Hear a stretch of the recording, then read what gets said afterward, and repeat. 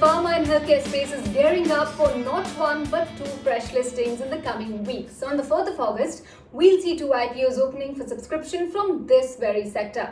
Krsnaa Diagnostics and Windlas Biotech. Of course, they're both very different businesses operating under the broader umbrella of healthcare. So if you're planning to subscribe to either one of them, you're at the right place.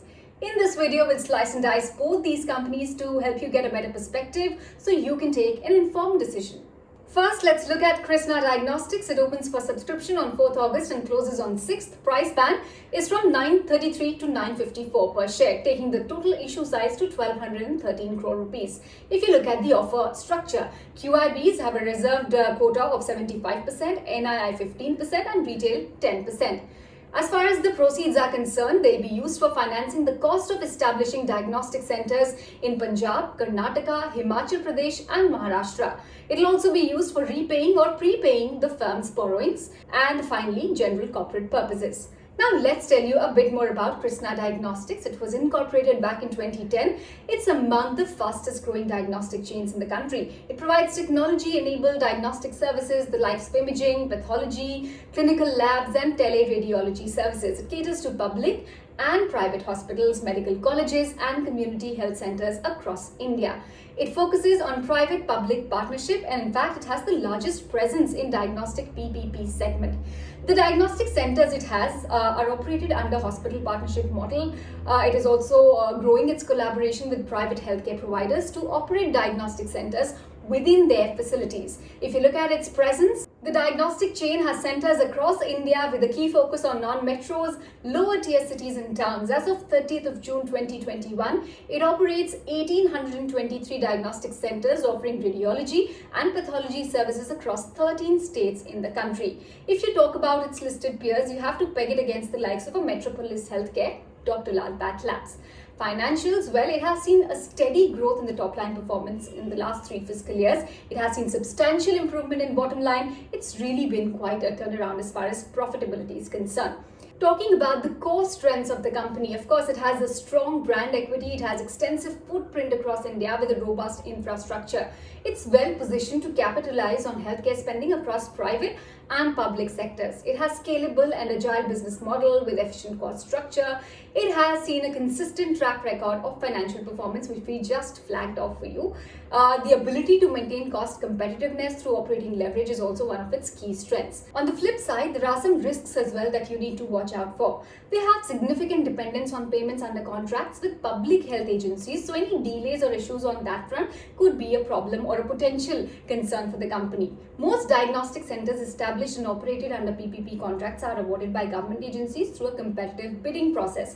So heightened competition is also a concern, and of course the business being capital intensive is also a key risk to watch out for. Talking about the valuations, the company is likely to list at a PE of close to 78x with a market cap of almost 3,000 crore rupees. Its peers, Dr. Lal Path, is trading at a PE of 75 and Metropolis at close to 78x respectively. So that's the kind of comparison you can look at perhaps.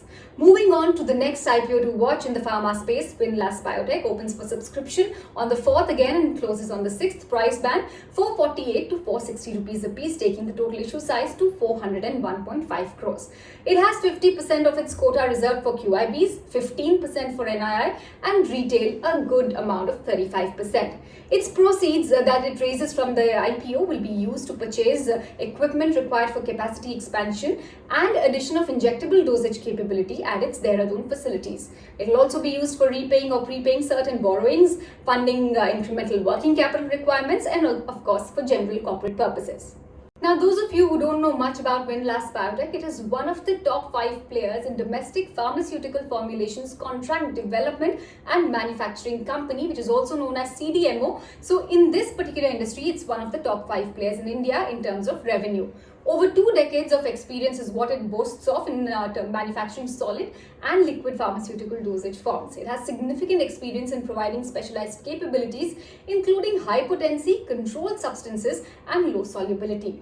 It essentially operates under three strategic business verticals. The first one being CDMO services and products, second, domestic trade generics and OTC brands, and the third being the exports business. In FY20, its market share was close to 1.5% in terms of revenue in domestic formulation CDMO industries.